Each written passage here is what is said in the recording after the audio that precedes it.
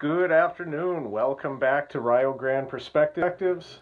It's been a while. I got very busy in life and just could not make the time to make some videos, but hopefully, God willing, I'm back at it. Today's topic is the Trinity and whether the Trinity doctrine can be found in the Shema.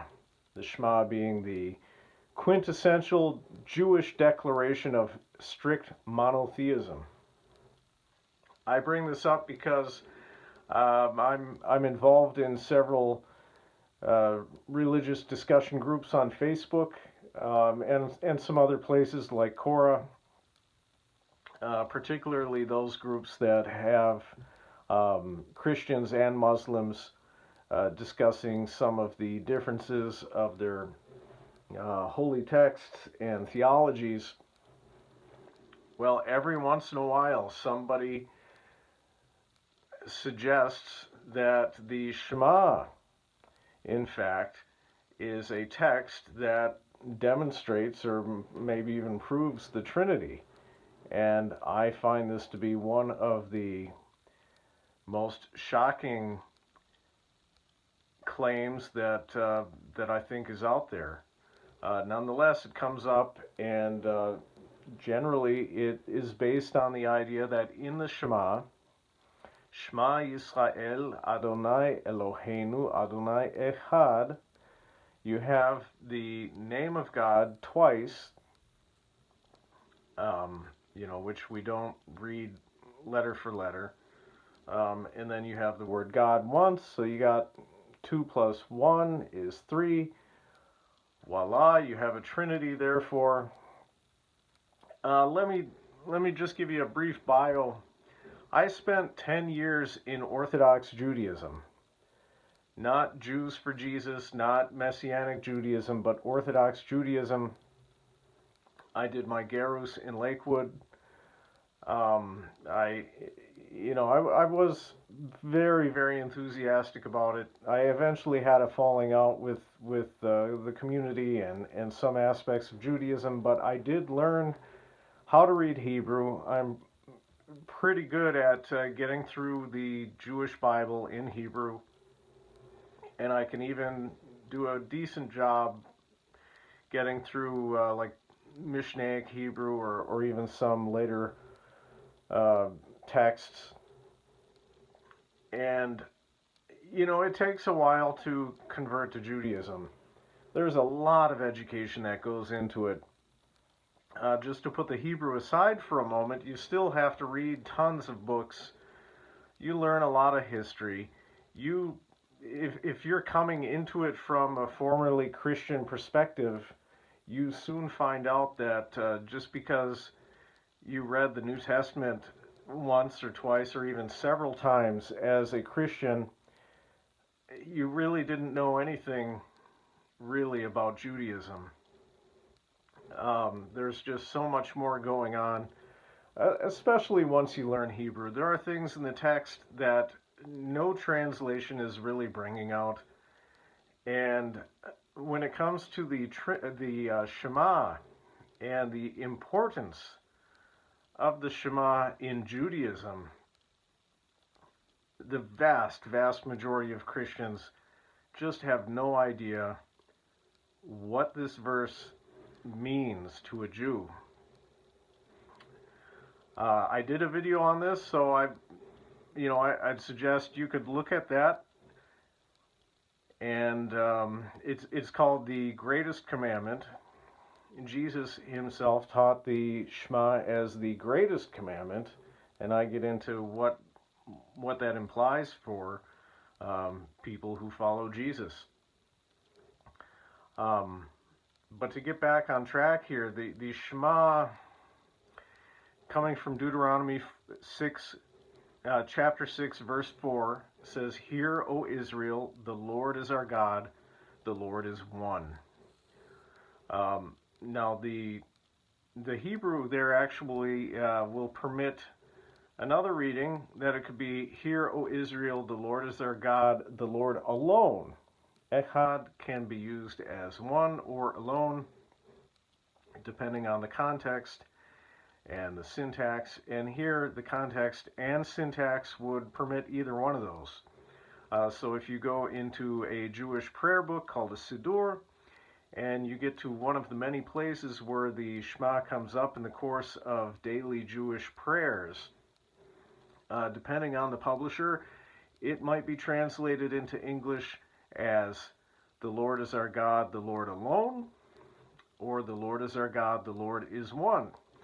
But either one of these underscore the idea that God is absolutely unique, absolutely indivisible, and this is such a cornerstone of Jewish faith.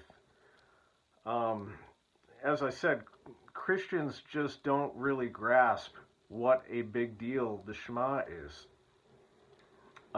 As per biblical law, the Shema is recited twice a day, in the morning and in the evening.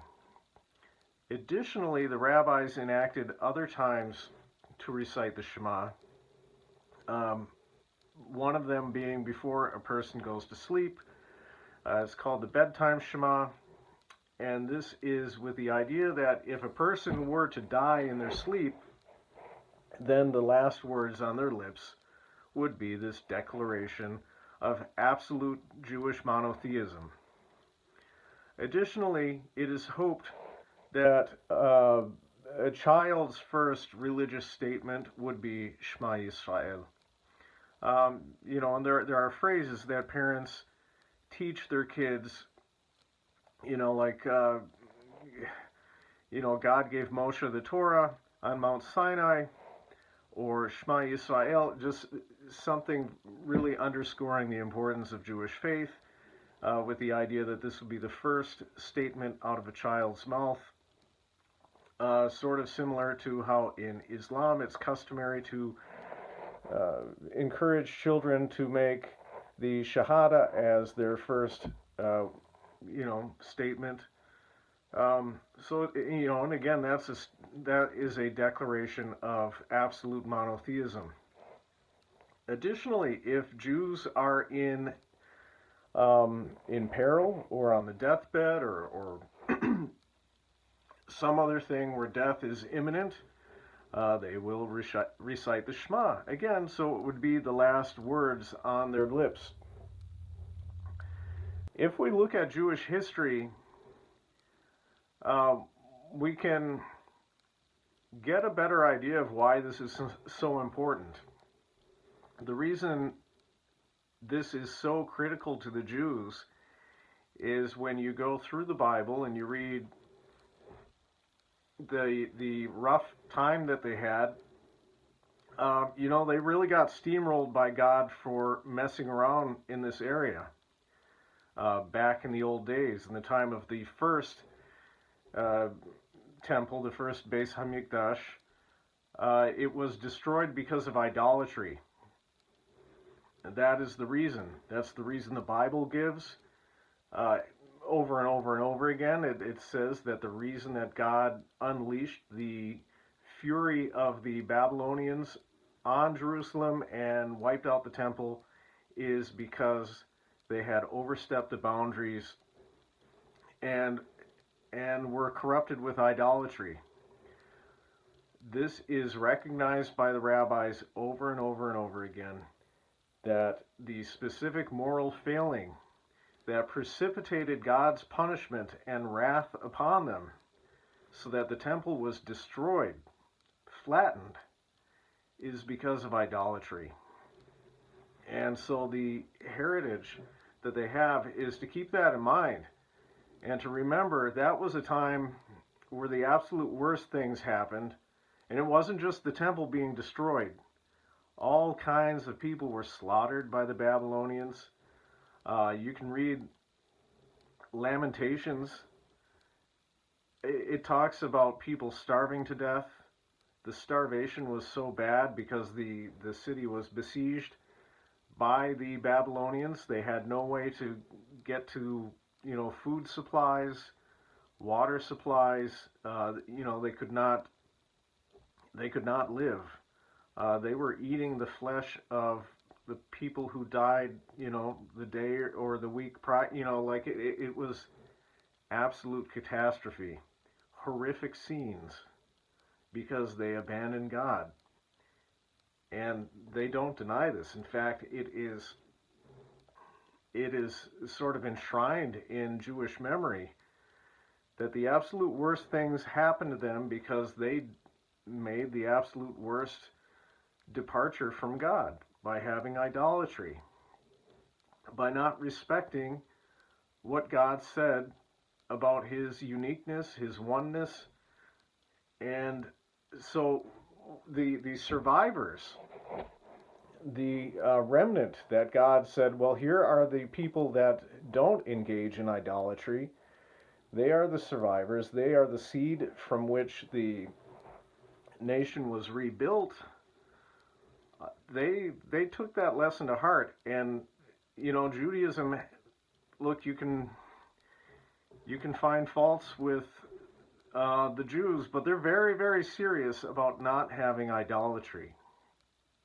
In some ways, I think that they're better than the Muslims.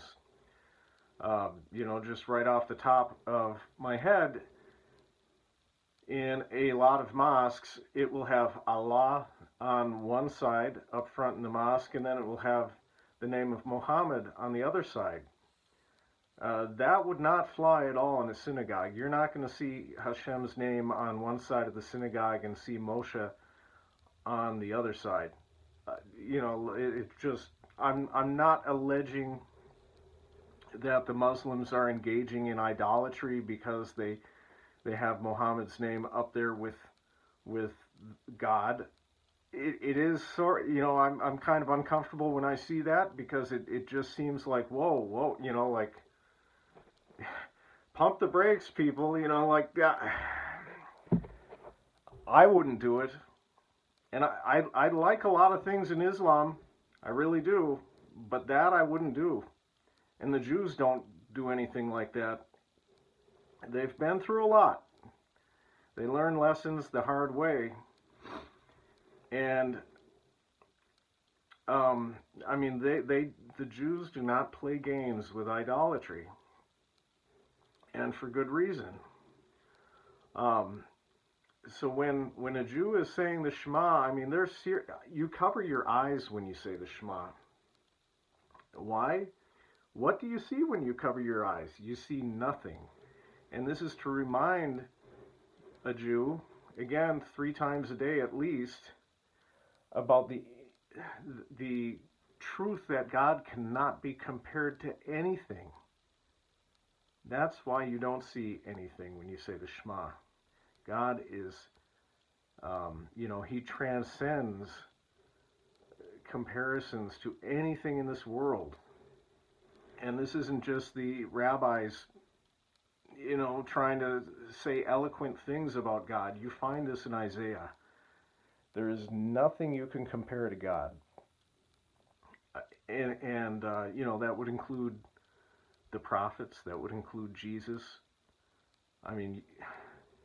This idea that you can put any person up there with God, absolutely forbidden. It is absolutely wrong, and not only for the Jews, but for everybody.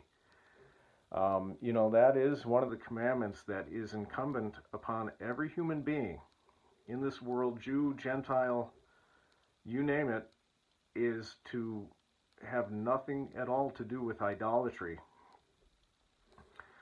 And about Jesus, look, I love Jesus. I think he's a great guy.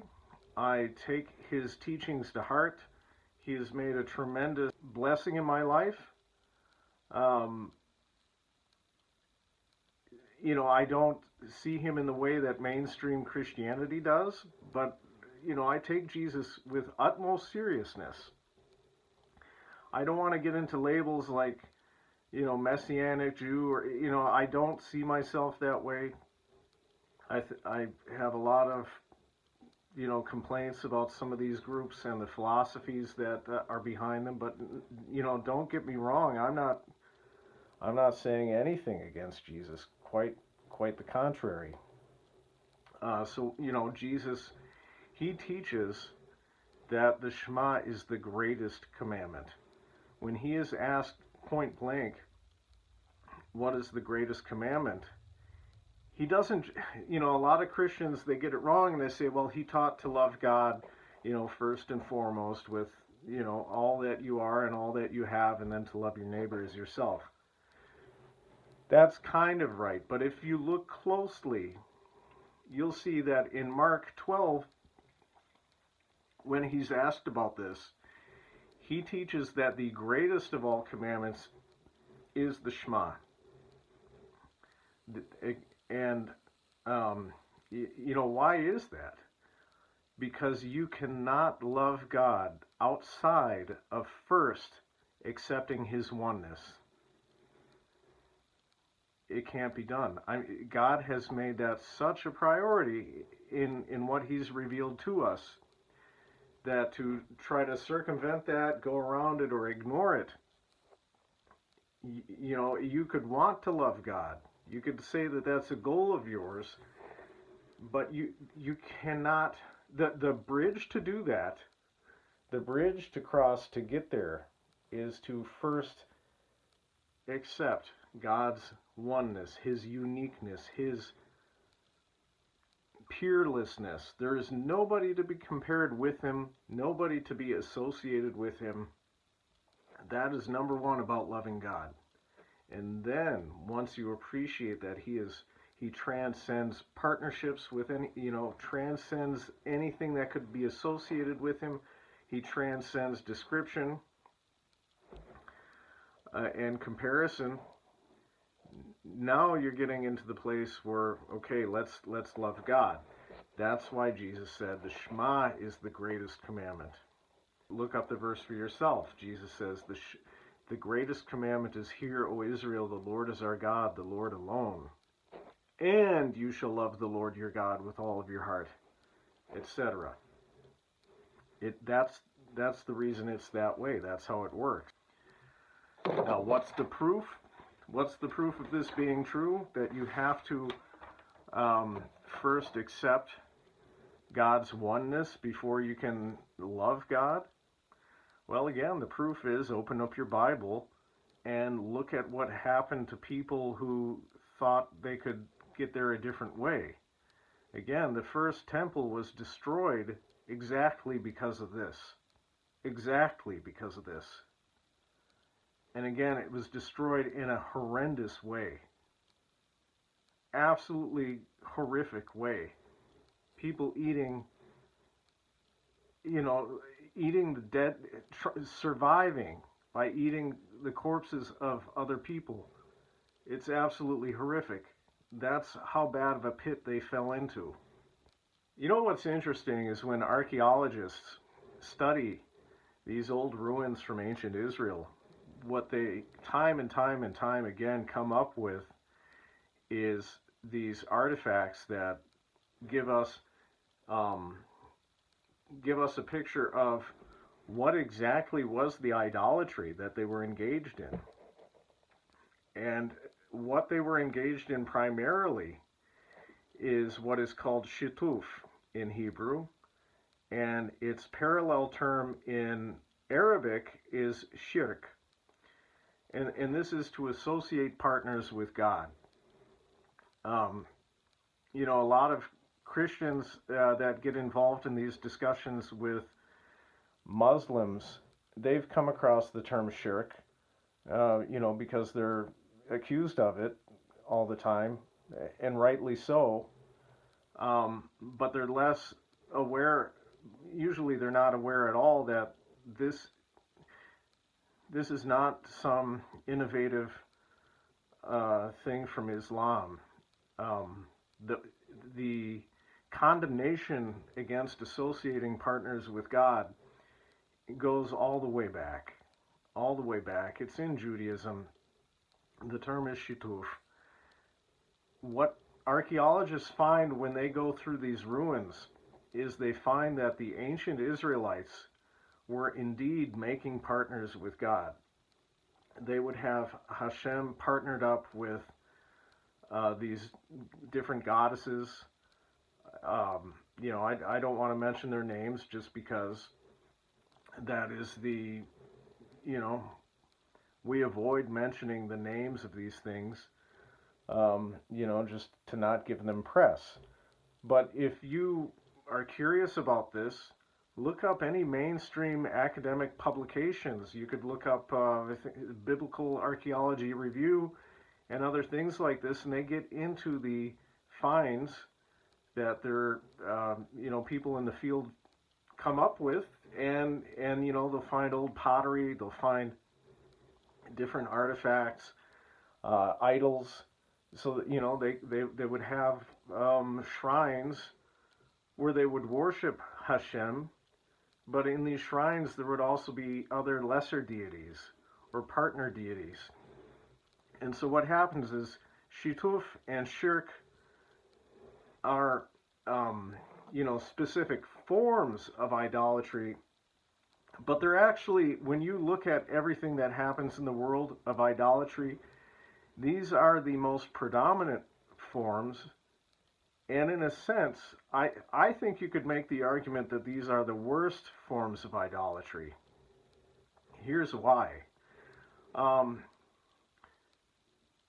Because if, let's say we are looking at the kind of idolatry where somebody just utterly disregards God altogether, and let's say they're worshiping the sun. Well, and they might do so because they see that the sun is, a conduit of, so many life-sustaining blessings that come to our world. And so what's happening is they're just, they're wrong because they're looking at the sun and thinking that it's responsible for all life here on earth. But you could see how they could fall into that, right? They're just thinking, hey, the sun is just all there is. And that's their mistake. But for a person to recognize God to whatever degree and say, no, there is a transcendent creator who's all alone in his, like I can accept certain, obvious truths about this transcendent creator. However, I'm going to partner with him these other things. I'm going to worship God, and I'm going to worship the sun. And I'm going to worship the moon. Or I will also worship Jesus. Or this God says that he's one and unique, but I'm going to say he's three. This is like really, really playing with a tiger here. This is chutzpah. This is really audacious, because it's like enough that you should know to not do that.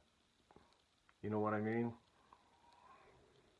It would be better if you were just altogether, worshiping something that is just not God at all, and worshiping just that thing alone, than to, halfway worship God and to halfway worship something else that you pair up with God, or to acknowledge that there is a one God, but to say that he's not one. And that gets us into this other aspect of it. If you are getting into this zone where one doesn't mean one could mean three, or three doesn't mean three could mean one, friend, you are getting into a dangerous place. Because if the meaning of basic numbers is not there to kind of keep you from going off the rails, what else is there? I mean, you're in a deep emergency. It'd be like, imagine, you see bottles of alcohol and they have the warning label, and the warning label tells you about the dangers of alcohol, what it can do to you, and especially it will tell you about pregnant or nursing mothers, that of all people, they especially should not drink alcohol.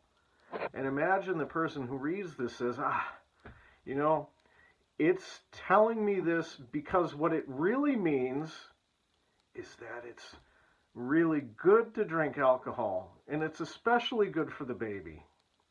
This is the case of the person that's saying, it does say that HaSHEM is one, but you see, when it says that, what it's really saying is that he's three. Look, this is, it reminds me of, the saying, before people get punished, they are first deprived of their reason. Another related story to this, which I think is kind of funny, but really poignant, is one of the Qur'an podcasts that I've enjoyed. Qur'an Talk. He likes to bring up this case of there was this guy, not a true story, but there was this guy that had some mental health problems, some severe issues, and he thought that he was a corpse, and so he's going to the psychiatrist, and he's going to therapy, and the therapist is really struggling. How do I convince this guy that he's not a corpse? Everything I come up with to make it clear to him that he's not. He just insists that he's a corpse. And then one day it occurs to him that a corpse is dead, so its systems are not functioning. A corpse cannot bleed. So he says, what I'll do is I'll give him a pinprick on the thumb. He'll bleed a little bit, and then I'll say, see, you're bleeding. That you can see it for yourself. You're not a corpse, and I will solve the problem for him. Well, so he's so excited, and then they have their next session, a couple days later, and he says, hey, look, I've got this thing I want to do for you. I can prove to you you're not a corpse. And he says, okay. And so he picks his fingertip, and it bleeds. And he says, see, you're bleeding. It means you're not a corpse. And the guy's just, flabbergasted. He sits back and he's thinking, well, I guess corpses can bleed. To me, this seems like, this whole thing about, if God says that he's all one, people hear it and they're like, well, I guess he's three. It reminds me of another story, this one about Rabbi Tovia Singer, and I appreciate a lot of what he does. And he describes a time where he was invited to speak at a seminary, a Christian seminary. And so they get the rabbi there and he's telling them, his usual stuff. And to that classroom, he says, I know you guys are Trinitarians, but let's do a thought exercise. What kind of things, let's suppose for argument that Jewish monotheism is true, that God is absolutely unique and one and all, without any partners or divisions, and nobody helped him create anything. What are the kind of statements you would need to find from God in order for that to be clear to you? Like, how could God help us out if that were really the case about God? And so the students, one after the next, they raise their hand and they suggest that, well, if God were, utterly one, maybe he could just say that I'm the only one and there's nobody else. So the rabbi says, okay, that's good. We'll write this on the board. Somebody else raises their hand, and that person says, maybe if God had said that there was nobody with him, Okay, very good. We'll write that on the board. And what's another one? Maybe if God said that He created everything all by Himself. Okay, very good. I'll write that on the board. And, one after another, after another, after another, these students, these seminarians give their suggestions of what it would take, what kind of statements God would have to deliver to them in order to make it unambiguously clear that there is no Trinity, that we're dealing with a Unitarian God. And so finally he gets the whole board is written up with their suggested statements. And then afterwards he goes and he writes a citation from the Bible, like Isaiah 45, whatever it is, and there was nobody else with me when I created. It is I all alone, and so on and so forth. He finds Bible verses for all of these statements that these seminarians suggested to him. And after that, they were surprised. Why is it they couldn't see this? Because they were, they were so steeped in an ideology that it was prohibiting them. It was like they had such a prejudice about these verses, or they had such a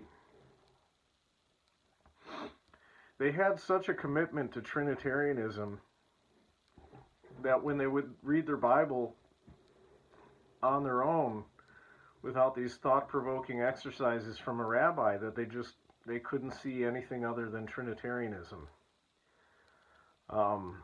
And it had to be broken down in such a step-by-step way, in sort of a surprising way. And then it was like they had never seen those verses in their life. It hit them with such a newness of meaning. In my Greatest Commandment video, I also go through John 4, starting somewhere, I'd say, around verse 20. I don't have those notes with me here, but Jesus is having the discussion with a woman at the well, at Jacob's well. And they get into a discussion comparing the Samaritans and the Jews. And Jesus says that you guys don't know what you worship, but we know what we worship. So again, he is affirming Jewish theology. He's saying we the Jews know what we worship. He includes himself in speaking this way. This necessarily includes himself among the worshipers of the true God. He says the Samaritans don't know what they're doing, but the Jews do know. Now, if there were a Trinity, and there was some Trinity somehow hidden except to the, initiated in the Shema or in these other verses of the Bible, and they just didn't get that Jesus was God, well, wouldn't you expect that John in his gospel would be very keen on having Jesus say, you Samaritans, you don't know what you're doing. And frankly, the Jews, they also don't know. I mean, they're trying. They're kind of on the way there, but, they don't understand that God is 3 in 1. But they will, then these, just trust me, the Trinity will be revealed by God, and the Christians are going to get it right. And everybody's going to know that, the Jews didn't quite have it right. But no, nothing like that happens. He says the Jews have the truth. They know what they worship. Jesus knows what he worships when he and the Jews are worshiping the God the right way. And he says the Father is seeking those who worship him in spirit and in truth. He doesn't say the Trinity is seeking such that worship him in spirit and in truth. He doesn't say that I am seeking people to worship me, Jesus, in spirit and in truth. He says the Father. The Father is seeking those who will worship him in spirit and in truth. So again, if you're a Christian, if your theology, I mean, there's a lot of different schools of thought in Christianity, and I get that. There are a lot of things we could look at the Bible and have differences of opinion, and that we could speculate on different things. But when it comes to theology, this applies to all Christians, because it applied to the woman in Samaria too. They're not Jewish. I mean, they're kind of like quasi-Jew, but they're not. If your theology does not perfectly harmonize with Jewish theology, then according to Jesus, you're wrong. And it makes no sense to claim to be following Jesus if you are a Trinitarian or a Binitarian or anything that is a divergent teaching from Jewish absolute monotheism. And with that, I'd like to invite you to, if you're a Trinitarian or you're feeling a bit confused about these things, I would like to invite you to take up the Abraham Challenge. I've brought this up in some other videos. It's something that I've done in my own life long ago when I was confronted with these things about the Trinity. And that is, it's called the Abraham Challenge because Abraham was absolutely willing to follow God wherever God led him. If it meant that he lost his father and his mother, his homeland, his family, if it meant he lost everything he knew to follow the true God, he was willing to do it. And he was a pioneer. He's the father of true theology.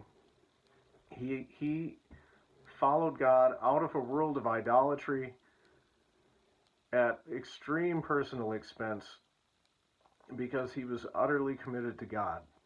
And so the Abraham Challenge is, if you recognize that there are things in the Trinity doctrine that don't add up,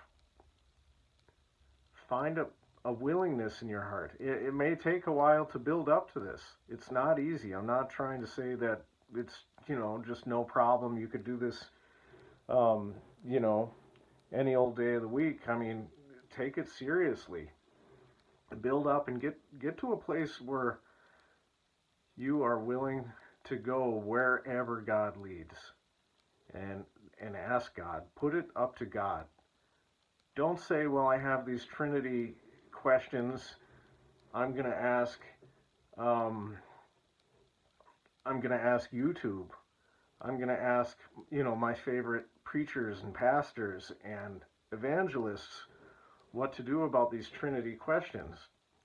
No, the first thing to do is to be willing to go wherever the truth goes, wherever the truth leads. And I mean wherever. Put it to God. Abraham is the father of three faiths. If you ask God to lead you to wherever the truth is, even if it means going to Judaism, even if it means going to Islam, or to become a Unitarian Christian, if you are sincerely willing to do any one of those three, or even more, then put it to God. I'm telling you, you will not be a Trinitarian. The Trinity will fall away out of your life very quickly, and that'll be the end of it. I don't know exactly where God will lead you. How could I know?